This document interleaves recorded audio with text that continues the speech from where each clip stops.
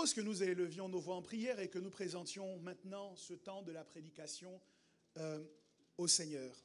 Notre Père et notre Dieu, il t'a plu de nous rassembler dans ta présence aujourd'hui afin, en tant que Père, de nous parler. Nous ne voulons pas négliger les instructions de notre Père. Alors, parle à nos cœurs, instruis-nous afin que nous ne nous égarions pas des sentiers de la vie et de la justice que tu as tracés devant nous. Donne-nous, à travers les choses que nous entendons, que nous recevons, d'être en capacité de produire du fruit digne de toi, afin qu'en toutes choses, ton nom soit glorifié. Dieu de providence, augmente ma connaissance, détruis mon ignorance et remplis-moi d'assurance. À la gloire de Jésus-Christ, nous avons prié. Et nous disons tous Amen. Veuillez ouvrir avec moi vos Bibles, s'il vous plaît, dans Matthieu chapitre 3, versets 13 à 17. Alors Jésus vint de la Galilée au Jourdain vers Jean pour être baptisé par lui. Mais Jean s'y opposait en disant « C'est moi qui ai besoin d'être baptisé par toi et tu viens à moi. » Jésus lui répondit « Laisse faire maintenant, car il est convenable que nous accomplissions ainsi tout ce qui est juste. » Et Jean ne lui résista plus.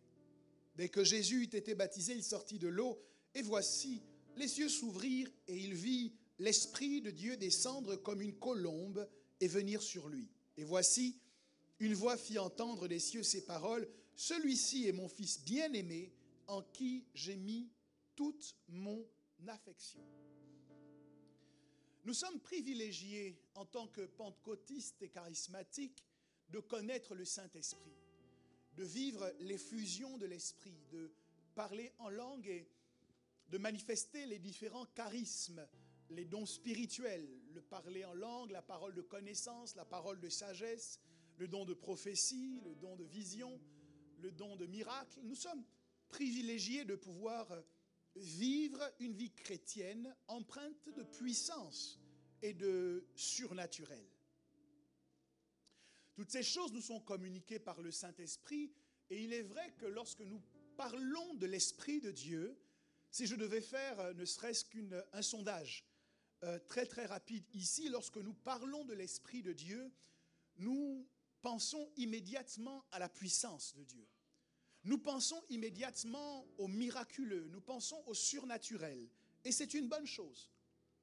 Le Saint-Esprit nous apporte tellement, mais souvent, si nous voyons en lui l'occasion du miracle, de la puissance, nous en oublions trop souvent le miracle du souvenir. Parce que Jean 14, 26 nous dit de la part de Jésus que lorsque le Consolateur sera venu, il vous enseignera toutes choses et il vous rappellera ce que je vous ai dit. Donc le Saint-Esprit ne vient pas uniquement pour nous communiquer des dons spirituels exceptionnels. Il vient également pour nous rappeler la parole que Jésus a prononcée. Alléluia. Il vient pour nous rappeler les paroles, les déclarations que Jésus a faites tout au long de son ministère. Et c'est important que nous nous rappelions que le monde dans lequel nous vivons a été créé au moyen de la parole. Et ce monde, lorsqu'il a été abîmé, lorsqu'il a été déstructuré par le péché qui s'est introduit dans l'humanité, ce monde a été recréé non pas par autre chose que par la parole. Il est dit en effet que la parole s'est faite chair et qu'elle est venue au milieu de nous. Jésus qui est venu pour restaurer notre relation d'intimité avec Dieu est venu le faire au moyen de la parole. La Bible dit qu'il prêchait de ville en ville, de village en village, qu'il allait dans les synagogues faisant la déclaration suivante, le royaume des cieux s'est approché de vous. Il affirmait aux gens qu'ils étaient en capacité de se réjouir parce qu'une bonne nouvelle était annoncée. L'expression « bonne nouvelle » d'ailleurs, quand on veut en comprendre le sens profond, parle d'une nouvelle presque trop bonne pour qu'on puisse y croire. C'est cela l'évangile. Une nouvelle presque trop bonne pour qu'on puisse l'accepter. C'est donc au moyen de la prédication, c'est au moyen de la parole que Jésus a accompli tout ce qu'il a fait sur la terre des vivants pendant qu'il était ici. Et c'est encore une parole de Jésus qui nous rassemble aujourd'hui, autour de laquelle nous voulons réfléchir, puisque c'est l'échange qu'il a avec Jean le Baptiste qui va focaliser notre attention ce matin. La parole de Jésus en présence de laquelle nous nous trouvons est celle-ci. Jésus dit à Jean, « Laisse faire maintenant. » Est-ce que tu peux dire à ton voisin de ma part, « Laisse faire maintenant. » Ok, il est clair que ce voisin-là a un problème avec toi. Alors je te propose d'en trouver un autre et de lui dire, « Laisse faire maintenant. » Et si lui aussi a un problème avec toi, alors c'est toi le problème. Jésus me surprend dans cette déclaration. Parce que Jésus n'est pas un partisan du laisser-faire. Jésus est venu pour changer le monde. Jésus est venu pour changer les choses. Jésus est venu pour faire un petit peu comme ce prédicateur disait, Seigneur, je t'en prie, viens dans ma vie et de grâce. Ne respecte pas cet écriteau que l'on trouve souvent dans les WC. Laissez cet endroit comme vous l'avez trouvé. Il disait, Seigneur, viens dans ma vie et surtout ne me laisse pas comme tu m'as trouvé. Parce que la venue de Jésus dans notre vie doit produire une révolution. La venue de Jésus dans notre vie doit produire un changement. Est-ce que je parle à quelqu'un? Il doit y avoir une transformation qui est le résultat de l'introduction de Jésus dans notre existence. Lorsque Jésus vient, quelque chose doit se passer. Il doit y avoir une révolution dans tes finances lorsque Jésus rentre dans ta vie. Il doit y avoir une révolution dans tes relations lorsque Jésus rentre en toi. Il doit y avoir une révolution dans ta santé, une révolution dans ta profession, une révolution dans ta famille lorsque Jésus s'invite dans ta vie. Quelqu'un me donne un bon amen. Et ce Jésus que nous connaissons comme une cause de transformation radicale dit à Jean le Baptiste, laisse faire. C'est une déclaration surprenante sur laquelle j'aurai l'occasion de revenir tout à l'heure. Mais pour commencer, notons comment le texte débute. Il dit que Jésus partit de la Galilée pour aller vers Jean le Baptiste, pour aller rejoindre Jean le Baptiste afin d'être baptisé par lui. Je note que Jésus vient à nous. Tous autant que nous sommes rassemblés en ce lieu aujourd'hui et nous sommes connectés au même lien à travers les réseaux sociaux. Mais je note que nous ne sommes pas à la même distance de Jésus. Nous ne sommes pas tous dans la même relation de proximité avec lui. Certains parmi nous se sentent et se savent très proches de Jésus, quand d'autres sentent bien au fond d'eux-mêmes que leurs rapports avec Christ se sont distendus. Et il ne s'agit pas ici de savoir si vous connaissez Jésus ou pas. Il s'agit de s'interroger sur est-ce que vous êtes proche de lui ou pas. Savez que ça ne sert à rien d'être dans un mariage et de vivre séparément. Quand on rentre dans le mariage, c'est pour vivre une relation d'intimité avec son mari, avec sa femme. Et la relation dans laquelle nous sommes entrés avec Jésus nous appelle à plus d'intimité. Mais tous, nous ne sommes pas égaux par rapport à cette proximité. Il y a parmi nous des gens qui ont connu Jésus hier et d'autres qui ont connu Jésus il y a plusieurs années.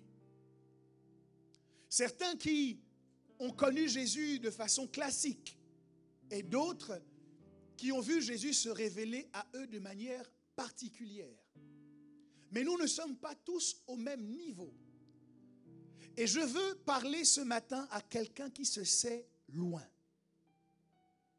Quelqu'un qui sait qu'une distance, un fossé s'est creusé peu à peu entre lui est Christ. Et vous dire ceci, Jésus n'est pas satisfait de cette distance qui existe entre vous. Et plutôt que de vous montrer son insatisfaction, Jésus passe à l'action. Jésus choisit de se déplacer et de venir jusqu'à vous pour dire réconcilions-nous, parlons-nous de nouveau, soyons encore en intimité, passons encore du temps ensemble. Jésus ne vous attend pas les bras croisés quelque part, mais de la même manière qu'il s'est approché de Jean, de la même manière il s'approche de nous. Il s'approche de nous au moyen de cette prédication que vous êtes en train d'écouter maintenant. Je me souviens de ce jour où j'étais avec des bien-aimés en train de partager la parole du Seigneur et on n'avait pas vu le temps passer. Et on a dû se séparer, il devait être 3 heures du matin, c'était pas loin de là où j'habitais. Et à 3 heures du matin, donc je sortais et je disais que je rentrais.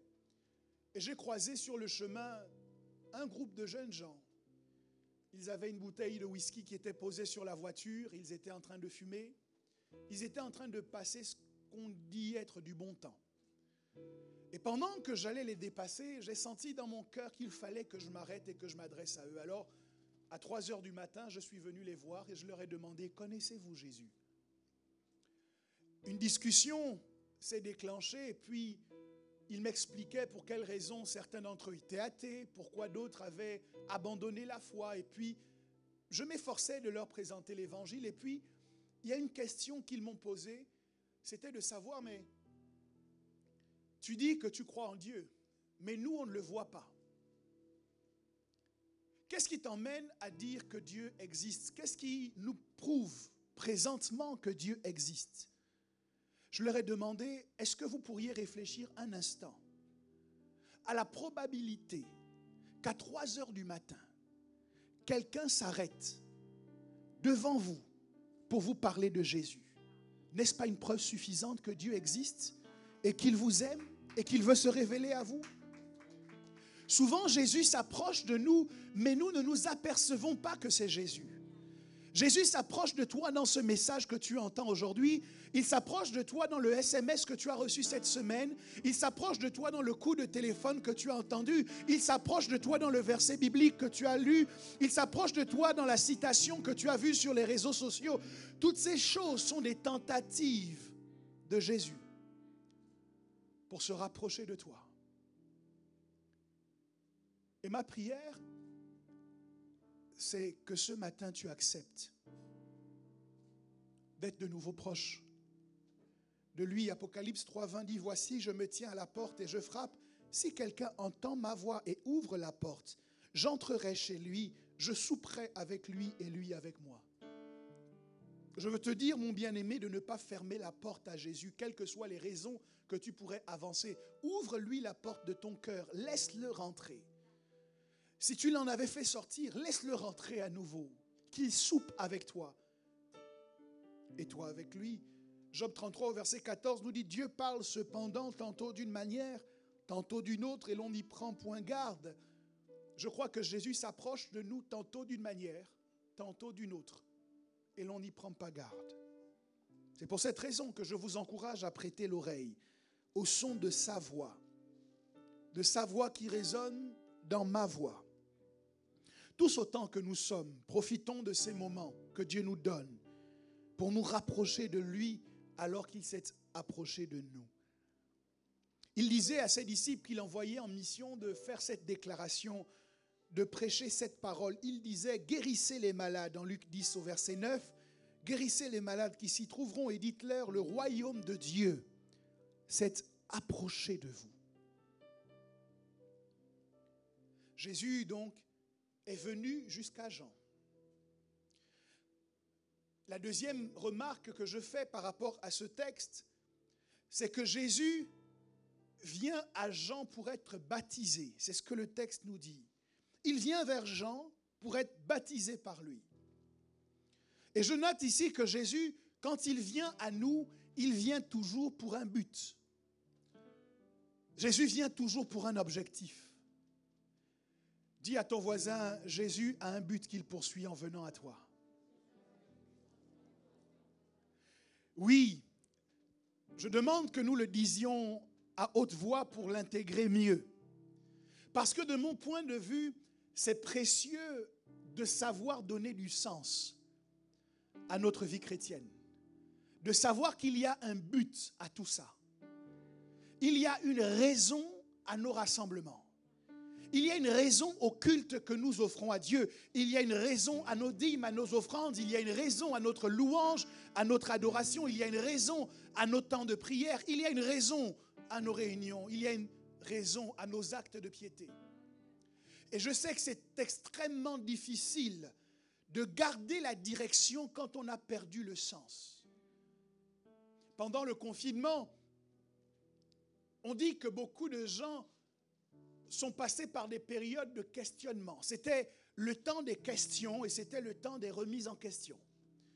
Au sortir du confinement, d'ailleurs, plusieurs personnes ont démissionné de leur emploi parce qu'ils ne voyaient plus, ils ne trouvaient plus forcément de sens au fait de se lever le matin pour aller dans cette entreprise, pour produire ce qu'ils y produisaient. Plusieurs ont choisi de déménager, d'aller débuter une nouvelle vie ailleurs. Parce que cette période de confinement a été une période de questionnement, une période de remise en question. Et je crois que les chrétiens n'ont pas été exemptés de cela, mais que beaucoup d'entre nous, nous avons questionné notre christianisme. Nous avons questionné les raisons de notre engagement chrétien. Et je crois qu'il est très difficile d'y apporter des réponses valables si nous prenons la perspective de nos motivations à nous.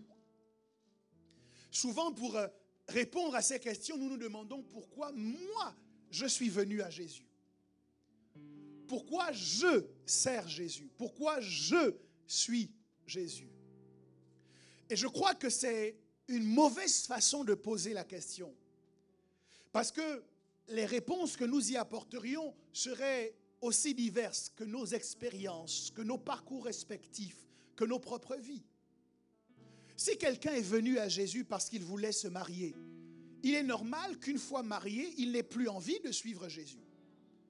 Celui qui est venu à Jésus parce qu'il avait des problèmes de santé n'a plus de raison de rester avec Jésus une fois que ses problèmes de santé sont résolus. Et celle qui est venue à Jésus pour que sa situation administrative soit réglée, une fois qu'elle aura eu son titre de séjour, sa carte de 10 ans, sa nationalité, n'aura plus besoin de venir à l'église, n'aura plus besoin de suivre Jésus avec autant d'assiduité. Et dans le corps de Christ, effectivement, nous assistons à un découragement, à une démotivation de nombreux chrétiens qui, en fait, ont suivi Jésus en se basant sur leur motivation. Et je crois que ce qui nous permet de donner du sens, un sens éternel, un sens permanent à notre engagement chrétien, ce n'est pas de nous interroger sur pourquoi nous suivons Jésus, mais pourquoi Jésus est venu à nous. Ce n'est pas pourquoi toi tu es venu à Jésus, mais pourquoi Jésus est venu à toi. Je peux te garantir que Jésus n'est pas venu à toi pour que tu te maries. Et dans ces conditions, même lorsque tu te seras marié, tu ne laisseras pas Jésus. Jésus n'est pas venu à toi pour que tu trouves du travail, parce que sans lui, on peut trouver du travail. Pourquoi Jésus est venu à nous? C'est la réflexion qui apporte une solution aux questions que nous nous posons lorsque nous interrogeons notre engagement. La Bible nous enseigne que Jésus est venu à Jean afin d'être baptisé par lui. Et vous le savez, le baptême de Jean était le baptême de la repentance. Jésus n'avait pas besoin de repentance. La Bible nous dit qu'il était sans péché. L'agneau de Dieu, c'est ce que Jean le Baptiste dit en le voyant. Voici l'agneau de Dieu qui ôte le péché du monde. Et la particularité de l'agneau de Dieu dans la tradition juive, c'est que c'est un agneau qu'on devait sacrifier à Dieu, qui était justement sans défaut et sans tache. Donc, lorsque Jean proclame de Jésus qu'il est l'agneau de Dieu, Jean témoigne que Jésus est sans tache. Jean témoigne que Jésus est sans péché. Jean témoigne qu'en fait, Jésus n'a pas besoin de repentance. Donc je viens suggérer ici, ou même affirmer, que le baptême n'était pas la raison pour laquelle Jésus est venu jusqu'à Jean. Je crois que le baptême de Jean était un prétexte que Jésus a trouvé pour venir jusqu'à Jean. Quel était le sens caché de cette rencontre entre Jésus et Jean? Nous le trouvons dans la déclaration que Jean fait en le voyant. Quand Jean le voit et qu'il le pointe du doigt en disant « Voici l'agneau de Dieu qui ôte le péché du monde », Jean nous montre qu'en vérité, son but dans la vie n'était pas de baptiser Jésus, mais c'était de présenter Jésus. La raison pour laquelle Jésus est venu jusqu'à Jean, c'était pour que Jean puisse le présenter. Et d'ailleurs, Jean a tellement bien présenté Jésus que les disciples qui le suivaient, finalement se sont détachés de lui pour aller à la suite de Jésus. Jean avait pour objectif d'aplanir les sentiers. Jean avait pour objectif de proclamer dans le désert que Jésus allait venir, de proclamer la repentance, mais aussi d'identifier la personne qui était justement le Messie tant attendu d'Israël. Et c'est pour moi ici la révélation du sens profond de la raison pour laquelle Jésus vient jusqu'à nous. Jésus est venu à Jean pour être présenté par Jean. Jésus vient aux gens que nous sommes pour être présenté par nous. La raison pour laquelle Jésus est venu à toi, c'est afin d'être présenté par toi. Jésus est venu en toi afin que tu puisses le présenter sur ton lieu de travail, à tes collègues de travail, à tes relations, à ta famille. La raison pour laquelle Jésus est venu à toi, c'est afin d'être présenté par toi. Est-ce que quelqu'un me comprend? Non, tous les domaines dans lesquels Jésus pénètre ont pour objectif de faire de nous des ambassadeurs de Jésus. De dire au reste du monde, voici l'agneau de Dieu qui ôte le péché du monde. De dire à tous ceux qui nous entourent, ma vie est ainsi à cause ou par le fait de Jésus-Christ. Jésus est venu afin d'être présenté.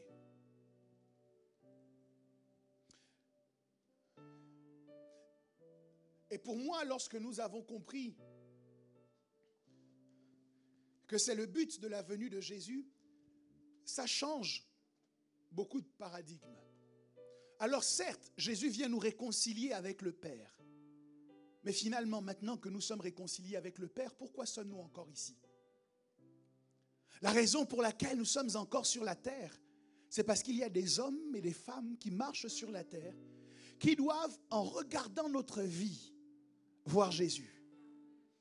Il y a des gens qui, en entendant la manière dont nous nous exprimons, doivent savoir que nous sommes chrétiens.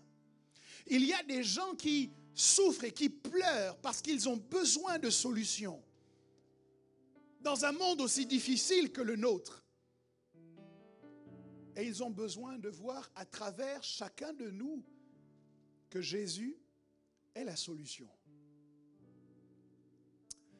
Quelqu'un dit à son voisin, de ma part, Jésus veut être présenté par toi. Alors,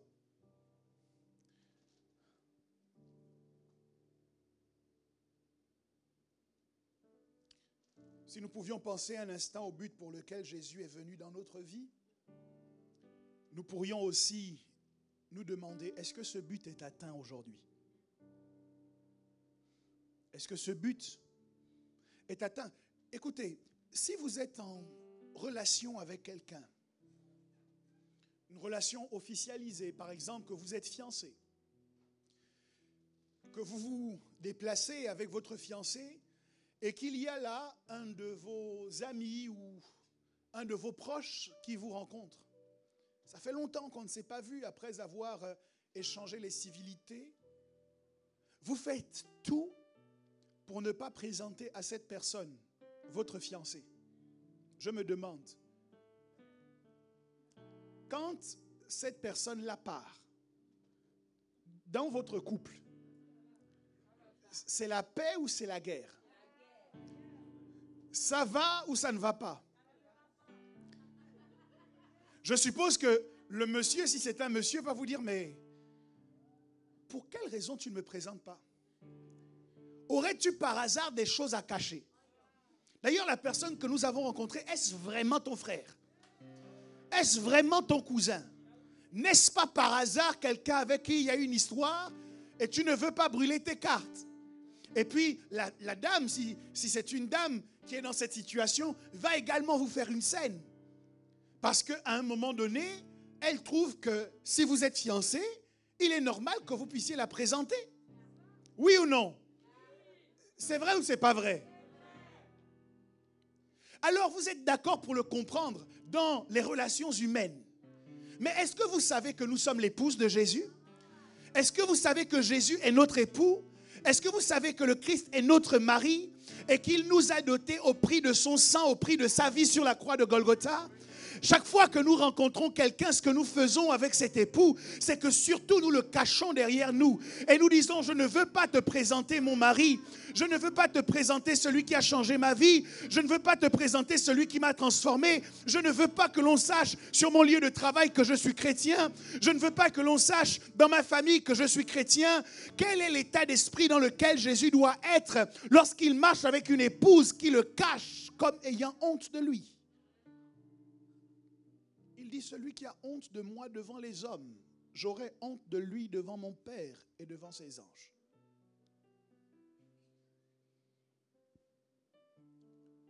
Tu t'es marié pour présenter Jésus. Tu as trouvé du travail pour présenter Jésus. Tu es venu en France pour présenter Jésus.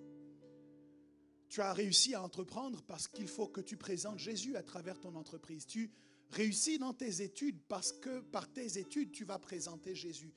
Tu réussis à faire des découvertes ou à avoir des innovations parce que tu présentes Jésus. Nous nous rassemblons parce que nous témoignons que Jésus a un corps dans cette nation. Nous témoignons qu'il y a encore des chrétiens dans cette nation.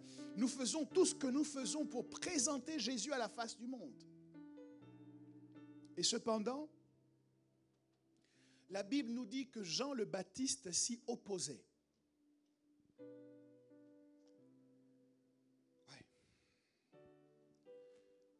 Jean voit Jésus venir à lui afin d'être révélé par lui. Mais la Bible dit que Jean résiste à Jésus. Il lui dit non. Bon, je note que quand Jean s'oppose à ce que Jésus veut faire, il ne le fait pas par méchanceté vis-à-vis de Christ. Son cœur n'est pas rempli de haine vis-à-vis de Jésus. Il y a d'autres raisons que je m'en vais aborder avec vous. Mais est-ce que dans ce comportement, Jean ne nous rappelle pas un peu l'attitude que nous avons en tant que chrétiens? Celle de voir Jésus venir afin que nous le présentions. Jean le Baptiste dit, ce n'est pas à moi de te baptiser, ce n'est pas moi qui devrait te présenter. Mais en fait, c'est toi qui devrais me baptiser. Et si je vous parle du baptême comme une confession publique de votre foi, ce que Jean dit en substance à Jésus, c'est à toi de me présenter. Et les enfants de Dieu aujourd'hui ont ce langage, ce discours vis-à-vis de Christ. Ils ne veulent pas présenter Jésus, mais ils veulent être présentés par Jésus. Ils ne veulent pas servir Jésus, mais ils veulent se servir de Jésus. Je ne veux pas dire que c'est Jésus qui m'a béni, mais je veux que le monde voit combien je suis béni. Je ne veux pas dire que c'est Jésus qui est la tête, qui fait de moi la tête, mais je veux dire à tout le monde que je suis la tête et non la queue. Je veux dire que je suis grand sans déclarer qu'il y a quelqu'un de plus grand que moi, que celui qui est en moi est plus grand que celui qui est dans le monde. Je veux montrer que j'ai de l'argent sans montrer que c'est lui qui s'est fait pauvre afin que je devienne riche. Je veux utiliser Jésus, mais je ne veux pas être utilisé par Jésus. Beaucoup d'enfants de Dieu disent à Jésus, ce n'est pas à moi de te présenter, c'est toi qui devrais me présenter. Je veux que tu me présentes comme quelqu'un qui a un esprit supérieur, une intelligence supérieure sur mon lieu de travail, pour qu'on me donne davantage de responsabilités. Je veux, oh Jésus, que tu fasses ma promotion, pour qu'on augmente mon salaire sur ma fiche de paye. Jésus te regarde, il dit tout cela c'est bien, mais je ne suis pas venu pour te présenter toi, je suis venu pour me présenter à travers toi.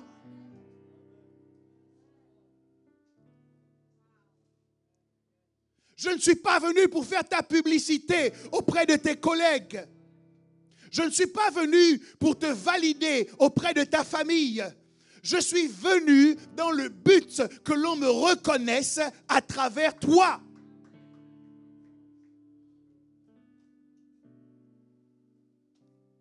Jean s'y opposait. Et je me suis demandé qu'est-ce qui expliquait l'opposition de Jean. Si vous lisez Jean chapitre 1 au verset 25 à 27, vous comprenez l'état d'esprit dans lequel il se trouvait. Ils lui firent encore cette question. Pourquoi donc baptises-tu si tu n'es pas le Christ, ni Élie, ni le prophète? Jean leur répondit, moi je baptise d'eau. Mais au milieu de vous, il y a quelqu'un que vous ne connaissez pas. Dis à ton voisin, au milieu de nous, il y a quelqu'un que nous ne connaissons pas. Oui, je veux dire à quelqu'un qui m'entend aujourd'hui que même si tu n'es pas connu, ça ne veut pas dire que tu es perdu. Est-ce que vous réalisez ce que Jean est en train de dire? Pendant qu'il est en train de parler, il dit qu'en fait, Jésus est là. Je suis en train de parler avec des pharisiens, avec des sadducéens qui m'interrogent. Il ne s'est pas encore révélé, mais il est déjà là. Voyez-vous, vous ne connaissez pas encore le voisin qui est à votre gauche, celui qui est à votre droite. Il est au milieu de vous, mais vous ne savez pas ce que Dieu a dit sur sa vie. Que Dieu vous aide à ne jamais mépriser personne. Parce que ce que vous ne connaissez pas, n'en est pas moins ce que Dieu veut utiliser pour vous aider, ce que Dieu veut utiliser pour vous distinguer, ce que Dieu veut utiliser pour changer votre vie. Ce n'est pas parce que tu n'es pas connu que tu n'es rien. Ce n'est pas parce que tu n'es pas célèbre que tu n'es rien. Dieu te connaît. Dieu a parlé sur ta vie. Dieu a des projets te concernant. Tu n'es peut-être pas connu par les gens qui sont autour de toi, mais tu es connu par Jésus-Christ. Tu es connu de Dieu et il compte sur toi pour faire une différence dans cette génération. Quelqu'un se lève et dit, je suis connu de Dieu. Oh, si tu comprenais ce que je disais, tu cesserais de te lamenter sur ta situation. Tu cesserais de pleurer sur ton histoire. Parce que même si les gens autour de toi ne te connaissent pas, Dieu te connaît. Dieu connaît les projets qu'il a formés sur toi. Dieu connaît l'ambition qu'il a te concernant. Quelqu'un dit, je suis connu. Jean dit, nous pouvons nous asseoir quelques instants. Jean dit, moi, je baptise d'eau, mais au milieu de vous, il y a quelqu'un que vous ne connaissez pas, qui vient après moi. Verset 27, je ne suis pas digne de délier la courroie de ses souliers. Et là, je crée une astérisque pour qu'on parle un peu bien de l'histoire là. Jean dit, je ne suis pas digne de délier la courroie de ses souliers. Il parle des souliers de Jésus. Alors,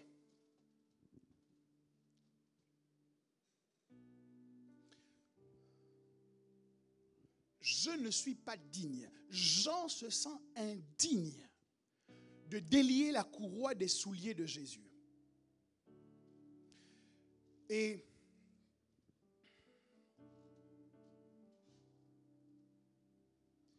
je note ici qu'il y a dans la pensée de Jean le Baptiste un problème d'indignité. Mais plus encore, que dans l'action de délier la courroie des souliers de Jésus, Jean-Baptiste voit la nécessité d'une dignité. Pour faire quelque chose qui semble si insignifiant, Jean-Baptiste parle de dignité. La dignité pour faire quelque chose est créée par la chose que l'on veut faire. C'est la tâche que vous devez réaliser qui exige une certaine dignité. C'est le poste que vous voulez occuper qui réclame certaines qualifications. Donc, pour Jean le Baptiste, le fait de délier la courroie des souliers de Jésus exigeait une certaine qualification, exigeait une certaine solennité, exigeait une certaine dignité. Or, la Bible nous dit que Christ est la tête de l'Église et que nous sommes le corps. Le pied ne se trouve pas au-dessus de la tête, le pied se trouve en dessous de la tête. Donc le pied dont il est question, c'est le pied qui est constitué par l'Église, qui est le corps de Jésus. Et Jean-Baptiste dit, je ne suis pas digne de délier la courroie des pieds de l'Église. En tant qu'enfant de Dieu, lorsque nous venons à l'Église, pour prendre le balai, pour nettoyer, c'est une activité qui peut sembler insignifiante, qui peut sembler méprisable. Mais si j'en crois ce que Jean-Baptiste a déclaré, même pour balayer dans l'église, cela réclame une certaine dignité. Même pour filmer dans l'église, cela exige de toi une certaine dignité. Tu travailles à accueillir les gens à l'église et tu ne valorises pas ton travail. Mais Jean-Baptiste dit que même pour accueillir des gens, pour les installer dans la maison de Dieu, c'est une action excellente qui réclame une forme de dignité. Tu tournes le bouton sur ta table de mixage et tu n'en vois pas vraiment le secret, le sens profond. Jean-Baptiste dit pour faire ça, il faut une certaine dignité. Mes amis, je voudrais que vous appreniez à valoriser davantage ce que vous faites pour Dieu. À considérer ce que vous faites pour Dieu comme une chose qui a une valeur extrêmement importante, comme quelque chose de solennel, comme quelque chose de précieux.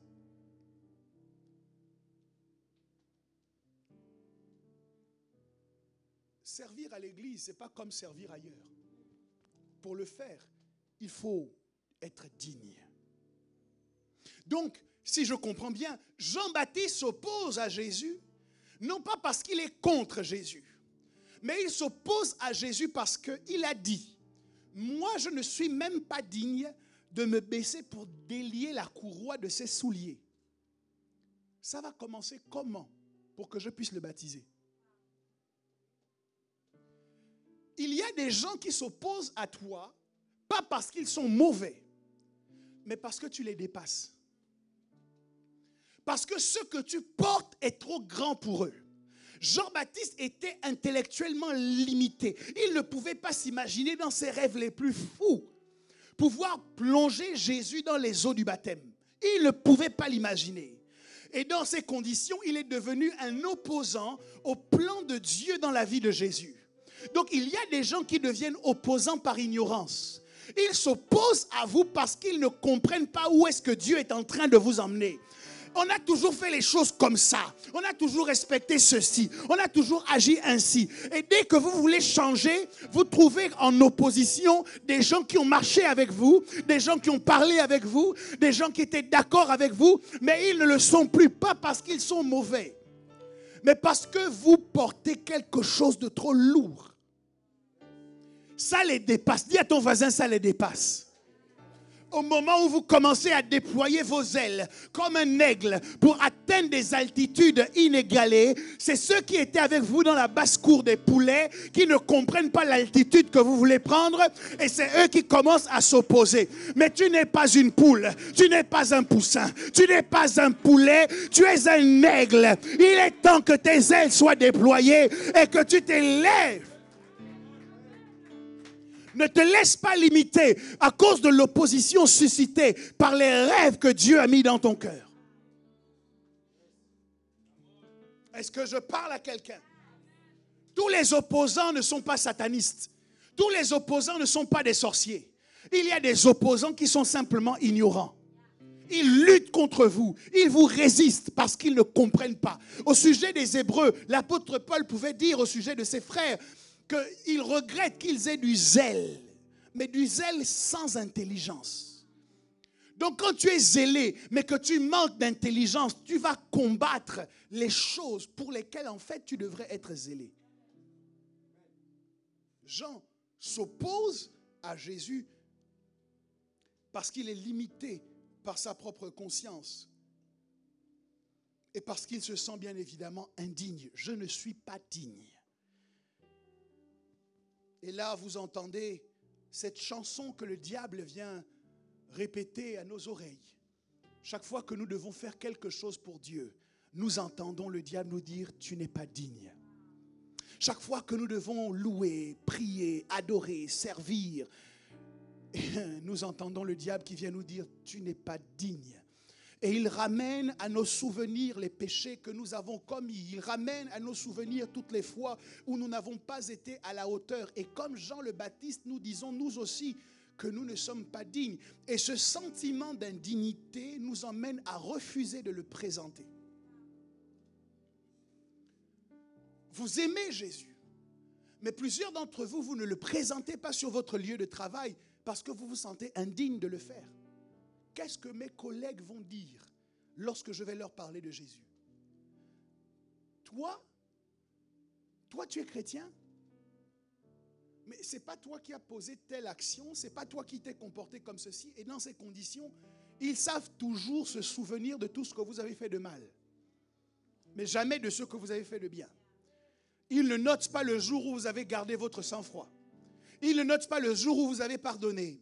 Ils ne notent pas le jour où vous avez fait preuve de patience. Ils notent les moments où vous avez fauté. Et à ce moment, ils utilisent ces expériences pour vous dire, vous n'êtes pas digne. Tu n'es pas digne de nous parler de Jésus. Mais regarde-toi, regarde ta vie. Ce sentiment d'indignité que Jean le Baptiste éprouvait, nous sommes nombreux à l'éprouver encore aujourd'hui.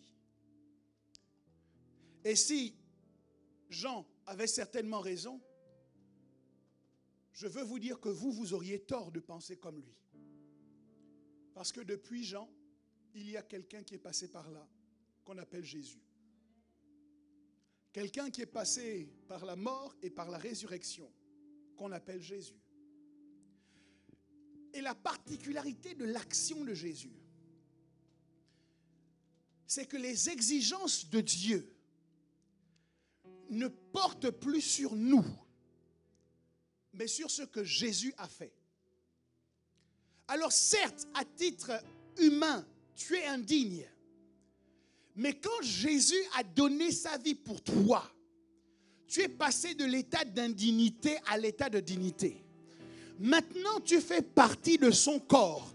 Et on ne peut pas honorer la tête et mépriser le corps. De la même manière que la tête est digne, de la même manière le corps est digne aussi. De la même manière que la tête est honorable, le corps est honorable aussi. On ne peut pas faire de dissociation entre le corps qui est Christ et l'Église qui est le corps de Christ.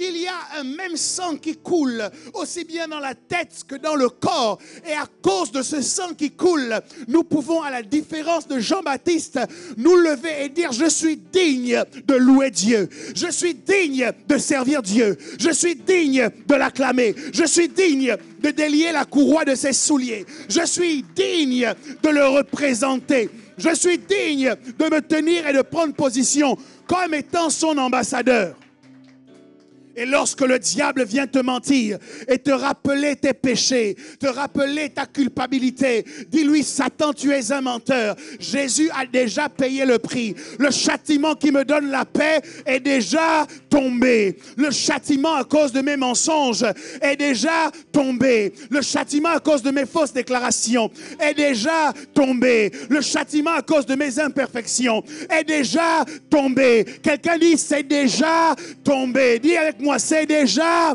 tombé, c'est déjà tombé. Le châtiment qui donne la paix, qui est déjà tombé sur Jésus, te permet aujourd'hui de te lever fièrement et dire non pas par moi-même, mais par ce que Jésus a fait sur mon lieu de travail, je peux valablement le représenter.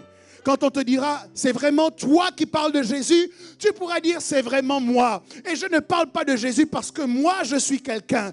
Je ne parle pas de Jésus parce que moi, je suis meilleur que toi. Je parle de Jésus parce que Jésus a tout accompli sur la croix de Golgotha. Est-ce que quelqu'un me comprend? 1 Timothée, parfois les gens disent, mais je ne peux pas aller prêcher à l'église, ou plutôt je ne peux pas prêcher sur mon lieu de travail, parce que j'aurais tellement aimé pouvoir parler comme le pasteur. Moi, je ne suis pas le pasteur, je ne connais pas la Bible comme lui. Si seulement mon collègue entendait le pasteur, ça ferait certainement une différence. Mais le pasteur n'est pas meilleur. Le pasteur n'est pas plus digne que toi. Croyez-moi, je ne suis pas venu pour prêcher Gélil, je suis venu pour prêcher Jésus. 1 Timothée 1,15 dit, c'est une parole certaine et entièrement digne d'être reçue, que Jésus-Christ est venu dans le monde pour sauver les pécheurs, dont je suis le premier. Je ne me tiens pas sur cette estrade parce que je suis sans péché. Je me tiens sur cette estrade parce que Jésus est sans péché et que j'ai reçu Jésus dans ma vie. Est-ce que quelqu'un me comprend? Donc l'indignité ne peut plus te condamner. La culpabilité ne peut plus t'enchaîner. Le diable ne peut plus te mentir parce qu'il te suffit de détourner ton regard de ce que tu as fait pour focaliser ton attention sur ce que Jésus a fait.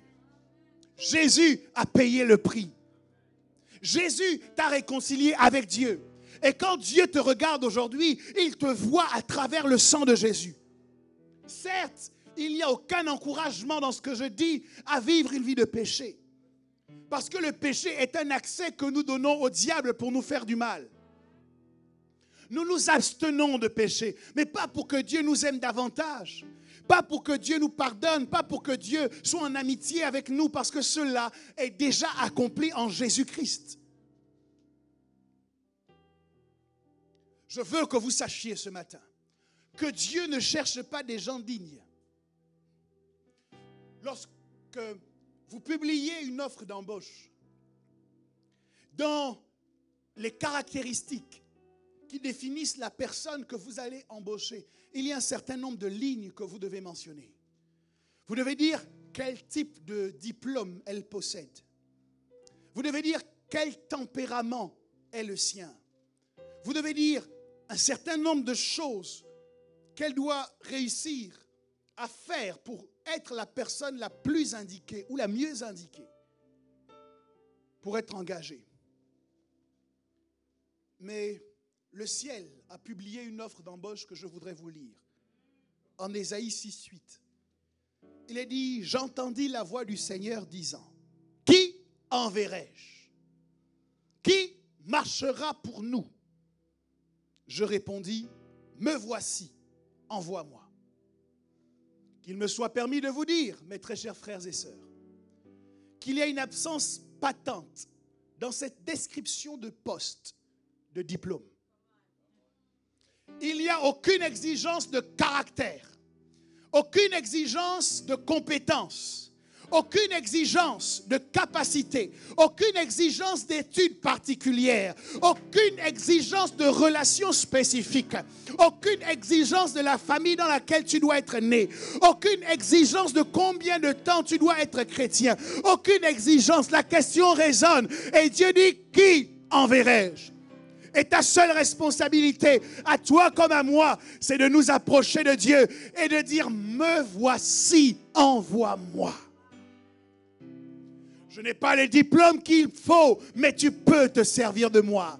Je n'ai pas les pistons qu'il faut, mais tu peux te servir de moi. Je n'ai pas le background qu'il faut, mais tu peux te servir de moi. Je n'ai pas la généalogie qu'il faut, mais tu peux te servir de moi. J'ai encore des vices contre lesquels je combats, mais tu peux te servir de moi. J'ai encore des péchés que je n'ai pas vaincus, mais tu peux te servir de moi. Dieu ne cherche pas des gens dignes. Il cherche des gens, tout simplement.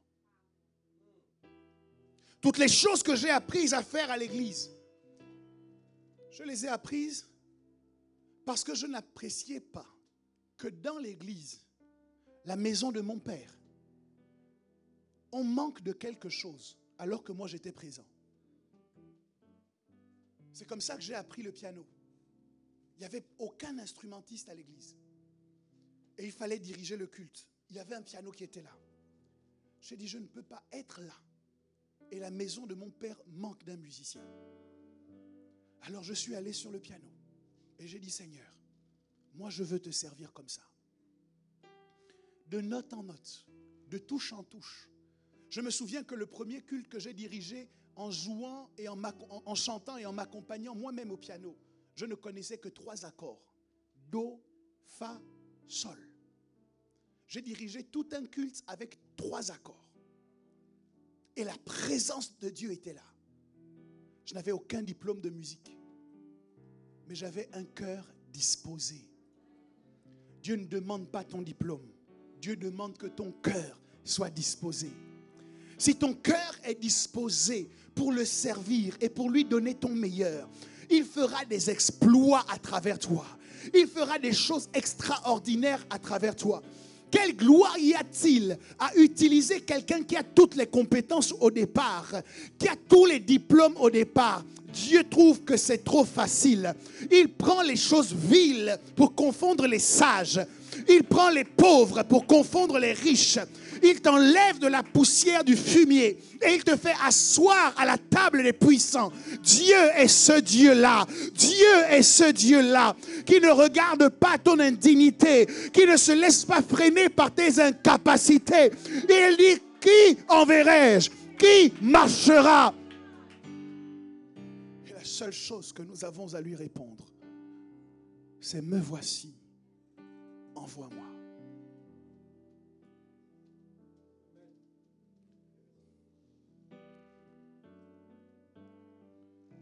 Mais désormais, en Jésus, nous sommes tous dignes. Désormais, par Jésus, nous avons tous été élus avant la fondation du monde. Nous sommes un royaume de sacrificateurs.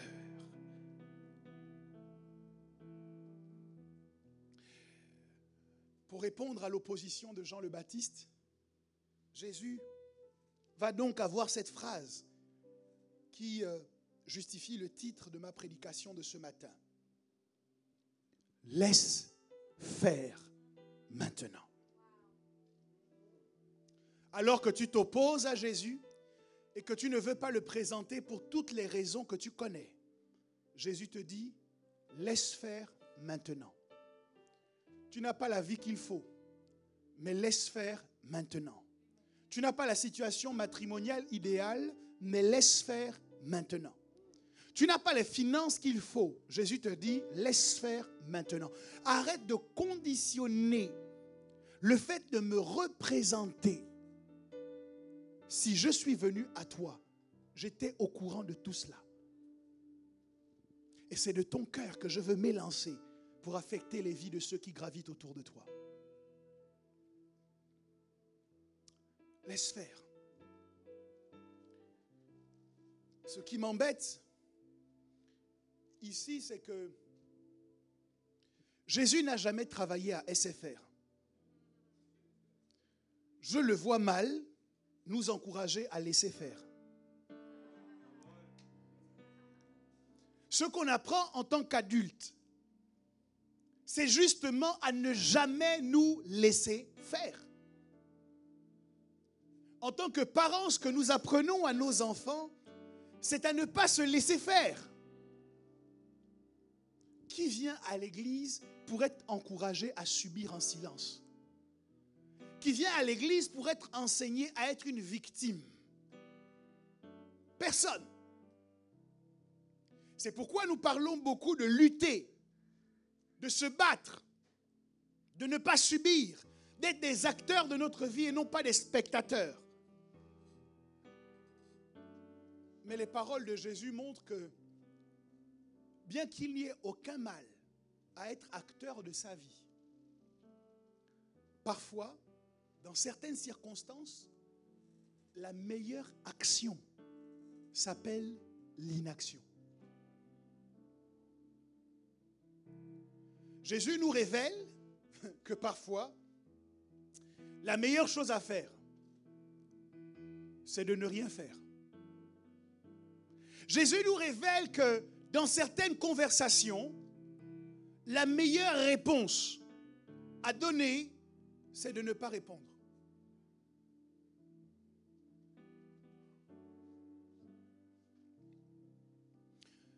C'est cela que je veux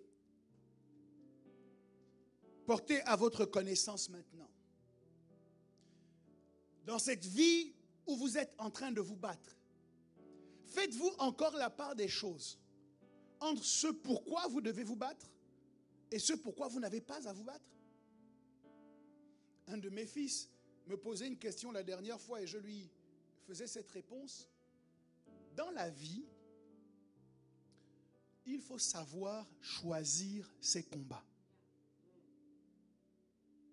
Vous ne pouvez pas vous battre sur tous les champs de bataille. Est-ce que vous savez que même les soldats les plus expérimentés ne participent pas à toutes les guerres? On les envoie dans des missions spéciales. Mais on ne les aligne pas en permanence dans toutes les batailles. Et le problème de certains d'entre vous, c'est que vous vous battez pour tout et en tout.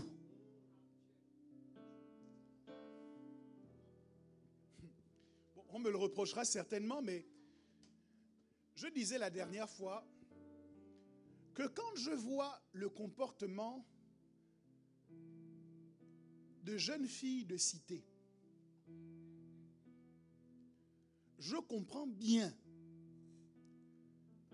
que les jeunes qui ont grandi avec elles, lorsqu'ils ont percé, ne les épousent pas.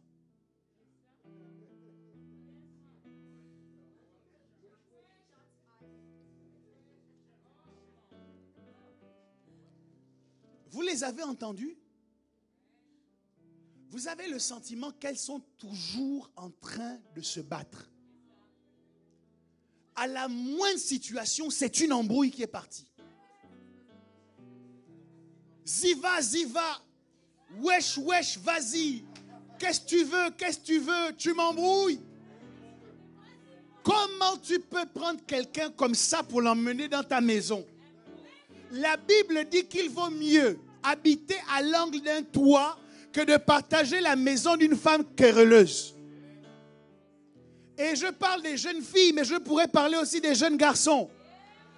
Tous sont en permanence en train de se battre. Mais quand vous regardez leur vie, des échecs patents. Beaucoup de batailles, zéro victoire. Pourquoi? Parce que tu te bats avec tout le monde et dans toutes les situations. Tu te bats avec ton père qui est en train d'essayer de te montrer le droit chemin. Tu te bats avec ta mère qui lutte pour te garder à l'école. Tu te bats avec celui qui dans le quartier te donne de bons conseils. Tu te bats avec le policier. Je sais qu'il y en a qui font mal leur travail. Mais il y en a aussi qui sont dans la discussion. Mais même lui, tu te bats avec lui. Tu te bats avec le maire, tu te bats avec les délégués au maire, tu te bats avec tout le monde. Ton professeur d'école qui n'a pour seul objectif que de te transmettre des nouvelles connaissances pour que tu aies de meilleurs résultats. Lui aussi, tu te bats.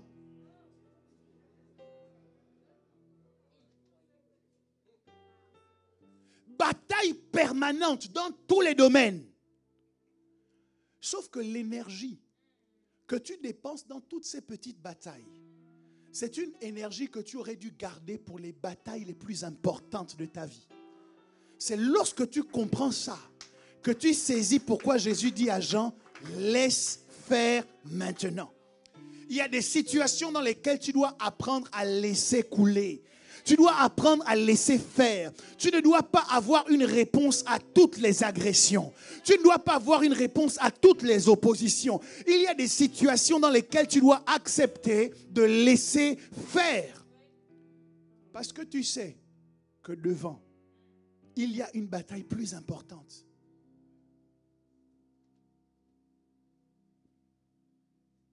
Alors, Jésus nous encourage à laisser faire. Qu'est-ce qu'il nous encourage à laisser faire? Il dit, laisse faire ce qui est convenable.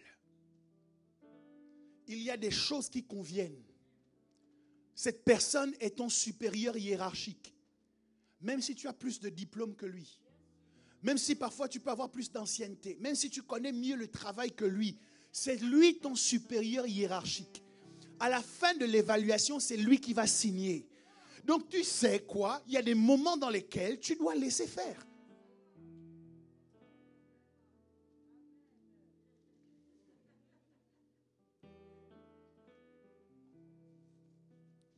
Laisse faire ce qui est convenable, ce qu'il convient de faire. On te demande encore plus de papiers pour ton dossier. Laisse faire. Fournis les papiers qu'il faut. Il y a des gens qui ont laissé leur situation administrative paralysée pendant des années parce qu'ils essayent de faire le bras de fer avec l'administration. Tu es sûr? Tu es sûr que tu vas gagner? Mais la personne qui te reçoit au guichet, quand elle finit de t'avoir dit non, elle rentre dans sa voiture, elle va vers sa famille, sa vie est belle. C'est toi qui cherches comment faire pour trouver du travail. C'est toi qui cherches comment te faire embaucher avec cette situation administrative. Donc, à un moment donné, tu dois être smart. Madame, c'est 10 papiers que vous voulez. Voici 10 papiers. Oui, mais il manque un 11e. Ok, attendez. Tu reviens le lendemain. Voici le 11e. Oui, mais il manque un 15e. Tu reviens. C'est un jeu de persévérance. Qui va craquer le premier? Tu dois être dans une situation où tu laisses faire. Demandez tous les papiers qu'il faut. À un moment donné ou à un autre, vous allez me payer ce que vous me devez.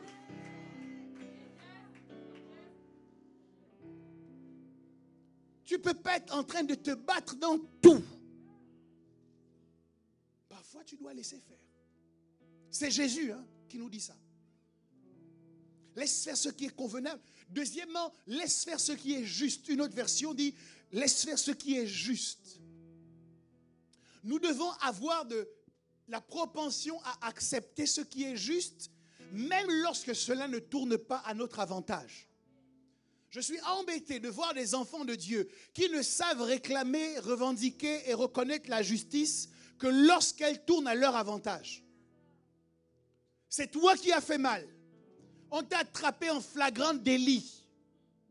Mais lorsqu'on te fait la remarque pour te corriger, te voilà en train de reformuler les choses qui t'ont été dites pour trouver le moyen dans la forme de ne pas accepter ce qui est juste. Mais quand tu as mal fait, il faut demander pardon. Laisse faire ce qui est juste. Tu ne peux pas vouloir la justice pour toi et ne pas vouloir la justice pour les autres. Quand c'est toi, on te demande pardon. Maintenant que c'est les autres, tu es là avec ta mine renfrognée. Jésus te dit, laisse faire ce qui est juste. Enfin, laisse faire ce que Dieu demande. Jésus laisse faire les choses ainsi parce que ça correspond à ce que Dieu demande. L'Église doit comprendre aujourd'hui qu'il y a des choses que nous vivons que Dieu a demandées. Dieu a choisi de nous informer par Jésus que dans les derniers temps, il y aurait des temps difficiles. Ça fait partie du programme de Dieu que les temps deviennent de plus en plus difficiles. Quelle est cette Église qui connaît le programme de Dieu et qui va prier dans le but de changer le programme de Dieu? C'est un non-sens. Si tu sais que les temps vont être difficiles, Isaac n'a pas prié pour que la famine parte. Isaac a semé en pleine période de famine et il a récolté en abondance. La responsabilité de l'Église aujourd'hui, ce n'est pas de prier pour que les temps deviennent faciles. C'est de prier pour avoir la révélation de comment nous devons fonctionner dans les temps difficiles pour rester fermes dans notre engagement et pour continuer de gagner des âmes bien que les temps soient de plus en plus difficiles. D'ailleurs, il y a des gens qui ne viendront jamais à l'église tant qu'ils ne seront pas passés par des temps difficiles. Les temps difficiles pour lesquels tu pries, contre lesquels tu pries, sont la solution que Dieu trouve pour ramener un peu plus d'humilité dans le cœur de l'orgueil des nations. Qu'ils comprennent un jour que Keynes n'est pas un Dieu, qu'Adam Smith n'est pas une divinité. Ils ont fait toutes leurs projections économiques en se basant sur des savants. Dieu doit leur montrer à un moment donné que les gens auxquels vous vous confiez sont des savants qui ne savent rien. Les temps doivent être difficiles pour que ceux qui se sont confiés aux scientifiques se rendent compte que même les scientifiques ne sont pas d'accord et ils n'en savent rien. Un coup, porter le masque ne sert à rien. Juste après, maintenant tout le monde doit porter le masque. Dieu est en train de les ridiculiser pour leur faire réaliser qu'ils ne maîtrisent pas. Quoi? Avec toute l'économie forte que vous avez, un petit virus qu'on ne peut pas voir à l'œil nu, qui part avec un lavage au savon. Arrêtez votre économie. Les temps sont en train de devenir difficiles. Parce que dans ces temps-là, plutôt que de les acculer, les condamner, se moquer d'eux, l'Église doit maintenant présenter Jésus. L'Église doit leur dire, les économistes n'ont pas la solution, Jésus est la solution. Les scientifiques n'ont pas la solution, Jésus est la solution. Voici pourquoi Jésus est venu en nous. Pour que nous le présentions à ce monde qui est complètement désemparé aujourd'hui. Ce chef d'entreprise qui ne sait pas s'il va pouvoir garder son entreprise ouverte a besoin d'entendre parler de Jésus.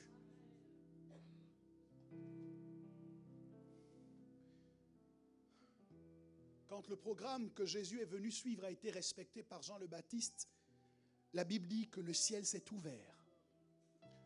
Lorsque vous acceptez de laisser faire ce qui est juste, de laisser faire ce qui est convenable, de laisser faire ce que Dieu demande, vous n'avez plus besoin de jeûner pour que le ciel s'ouvre. Vous vivez sous un ciel qui est déjà ouvert. Combien de gens jeûnent et prient pour que le ciel s'ouvre au-dessus de leur tête? Jésus nous enseigne qu'ici, point n'est besoin de prière. Il faut laisser faire.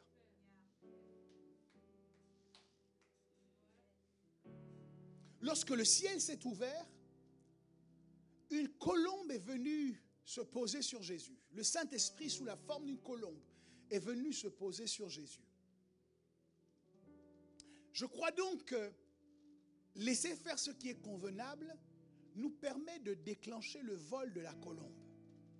Vous vous souvenez que c'est la colombe qui a donné la permission à Noé et à sa famille de sortir de l'arche. Lorsqu'elle est revenue de ce vol et qu'elle portait dans son bec un rameau d'olivier, la colombe a autorisé Noé et toute sa famille à sortir de cette arche après le déluge. Excusez-moi. De la même manière que ce bateau qui est passé par les eaux a pu libérer ses passagers après que la colombe ait été relâchée. De la même manière, Jésus sort des eaux et la colombe vient se poser sur lui. Le ciel est ouvert. La colombe rapportait un rameau d'olivier. L'olivier, c'est cet arbre dont on produit l'huile qui permet l'onction. Et la colombe est venue se poser non pas sur un arbre dont on tire l'huile, mais sur Jésus le Christ. Et le Christ signifie celui qui est oint. La colombe est venue se poser sur celui qui porte l'onction. La colombe est un symbole de paix. La colombe est un symbole de pureté. La colombe est un symbole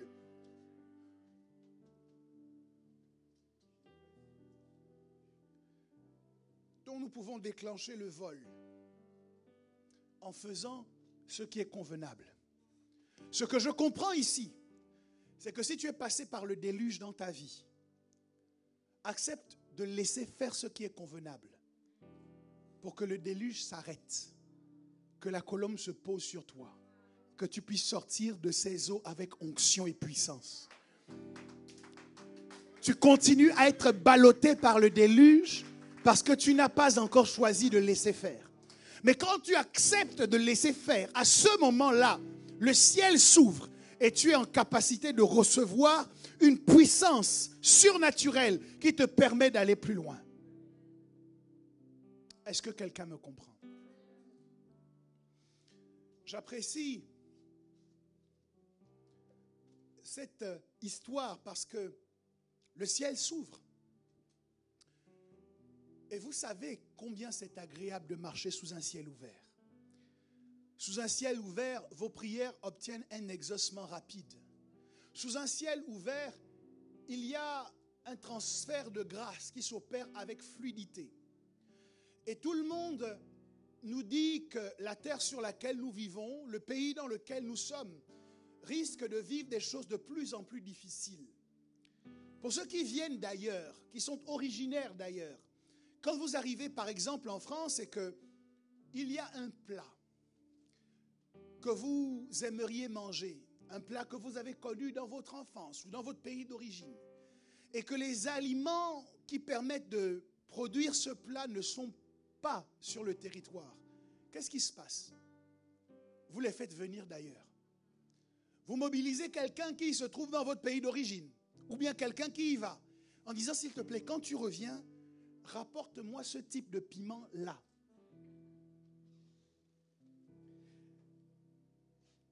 Et nous pouvons le faire avec des choses humaines.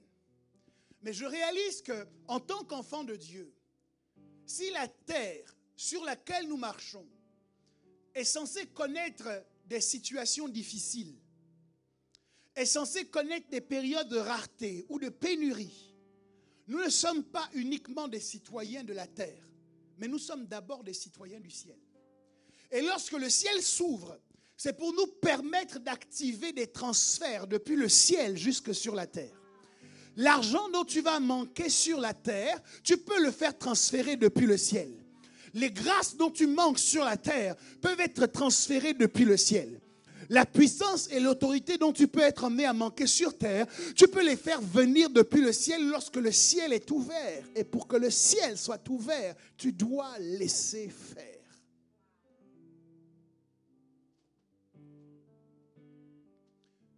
Donc je crois que dans les temps qui viennent, vous n'êtes pas obligé de vivre les mêmes choses que tout le monde. Vous n'êtes pas obligé de souffrir les mêmes choses que tout le monde. Vous n'êtes pas obligé de subir les mêmes choses que tout le monde. Quand vous mettez les informations et que vous entendez des mauvaises nouvelles, combattez-les dans votre pensée et dites, moi je crois en la bonne nouvelle. Quelqu'un ne m'a pas compris. On est en train de te prédisposer, de te formater dans tes pensées à vivre le pire. Si tu te laisses formater, la Bible dit tel il est, tel il pense. Si tu te laisses formater dans tes pensées, avec des pensées de crise, avec des pensées de rareté, avec des pensées de problèmes, c'est des problèmes que tu vas vivre. Tu dois accepter d'avoir la pensée du ciel. Lorsque tu entends une nouvelle qui ne correspond pas à ce que tu veux vivre, la combattre avec la parole du ciel et dire, moi je suis citoyen du ciel, je dois vivre autre chose. Savez-vous que la sanctification n'est pas une punition? Souvent lorsqu'on parle de la sanctification, on pense à ce qu'on peut faire ou ce qu'on ne peut pas faire, à ce qu'on ne doit pas faire, à tout ce qu'on ne doit pas manifester ou produire comme acte. Mais lorsque vous voyez comment Moïse relate les différentes bénédictions aux enfants d'Israël en Deutéronome, vous découvrez que la sanctification fait partie des bénédictions que Moïse proclame. Quelle est la bénédiction de la sanctification? C'est que lorsque vous avez choisi de ne pas marcher dans la fornication et que le jugement de la fornication arrive, il ne peut pas tomber sur vous. Lorsque vous avez choisi de ne pas vivre comme le reste des gens, vous ne pouvez donc pas subir les mêmes choses que le reste des gens. En fait, quand Dieu te dit de te sanctifier, Dieu est en train de te mettre à part, non seulement du péché, mais aussi du salaire du péché. C'est pourquoi tu peux être dans une phase où tout le monde autour de toi est en train de souffrir, toi tu prospères. Pourquoi? Parce que tu n'as pas fait les choses qu'ils ont faites pour expérimenter la même souffrance qu'eux. Voici la bénédiction de la sanctification.